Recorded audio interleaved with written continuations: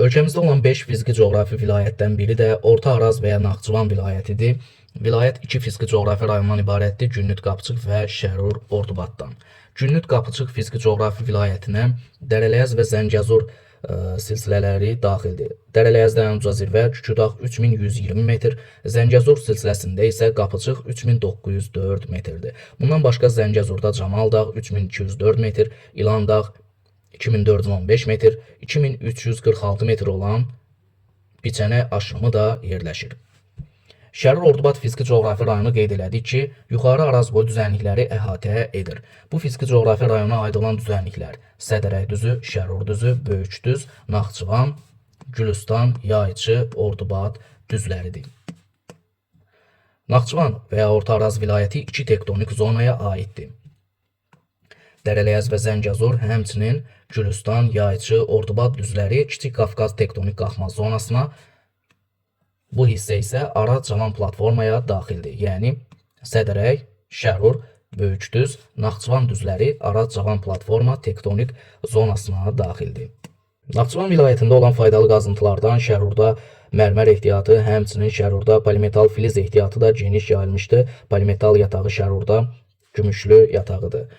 Babəkdə yadda saxlayaq ki, dolomit ehtiyatı mövcuddur, həmçinin burada daş-duz ehtiyatı da geniş yayılmışdır. Ordubadda Parağaçay, Diyaqçay hövzəsində mis molibden ehtiyatları da geniş yayılmışdır. Mineral sular Naxçıvan ərazisində badamlı, sirab, vayxır mineral suları mövcuddur. Naxçıvanda olan inzibati rayonlar Sədərək, Şərur, Kəngərli, Babək, Şahbuz, Culfa, Ordubad inzibati rayonları, həmçinin Naxçıvan şəhəri Muxtar Respublika ərazisində olan inzibati rayon və şəhərlərə nümunədir. Naxçıvanda yağıntıların orta illik miqdarı düzənlik ərazilərdə Şərur-Ordubad düzündə yağıntılar 200-400 arası, nisbətən orta yüksək dağlıq ərazilərə doğru yağıntıların miqdarı 400-600-ə qədər artır. Yüksək dağlıq ərazilərdə isə yağıntılar əsasən 600-dən 1000 mm-ə qədər dəyişir. Naxçıvanda orta illik temperatur yenə də düzənlik ərazilərdə təbii ki çoxdur. Burada orta illik temperatur 10-14 dərəcə arasında dəyişir. Yüksək dağlıq ərazilərdə, xüsusilə Qapçıqda orta illik temperatur 0-2 dərəcə və ya 0-dan aşağı müşahidə edilir. Naxçıvanda olan iqlim tipləri. Düzənlik ərazilərdə, əlbəttə Naxçıvan düzənlik ərazilərində yarımsəhra quru çöl iqlimidir, amma qışı soyuq keçən yarımsəhra quru çöl iqlimidir. Orta yüksək dağlıq ərazilərində yay quraq keçən soyuq iqlimdir. Yüksək dağlıq ərazilərdə isə dağ tundra iqlim tipi yayılmışdır. Naxçıvan ərazisində olan çaylar Arpaçay, Naxçıvançay, Əlincə çay, Gilançay, Ordubad çaylardır. Həmçinin buradan keçən tranzit çay Araz çayıdır. Bu çaylar da elə gəlir Araz çayına tökülür və Arazın sol qollarını təşkil edirlər.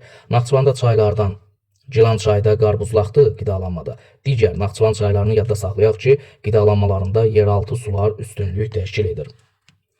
Burada olan su anbarlarından Arpaçay su anbarı, Vayxır və ya Heydər Əliyev adına su anbarı, həmçinin Sirab, Nehrəm, Uzunoba su anbarları, Araz su qovşağı rayon ərazisində ən böyük su anbarlarıdır. Göllərdən Uçqun bənd mənşəli Batabaq gölü, Qanlı göl, Göy gölü qeyd edə bilərik ki, vilayətdə olan göllərdir. Naxçıvanda olan qoruq Şahbuzdur. Burada dərman bitkiləri, bəbir, muflon, qartal mühafizə edilir. Naxçıvanda olan milli park Zəngəzur milli parkıdır. Bundan başqa rayon ərazisində olan yasaqlıqlar Arpaçay yasaqlığı, Arazboy yasaqlığı və Ordubad yasaqlığıdır. Naxçıvanda olan landşaflar düzənlikdən yüksək dağlıq ərazilərə, xüsusilə Qapçıq zirvəsinə doğru yarımsəhra landşaftıdır. Sonra quru çöllər, dağ çölləri. Dağ çöldən sonra meşə gəlməlidir, amma Naxçıvanda meşə landşaftı tam zolaq əmələ gətirmir. Landşaft sıralamasında meşə yox, dağ qısarafit landşaft qeyd etməliyik. Subalp çəmənlik, alp çəmənlik, subnival və nival.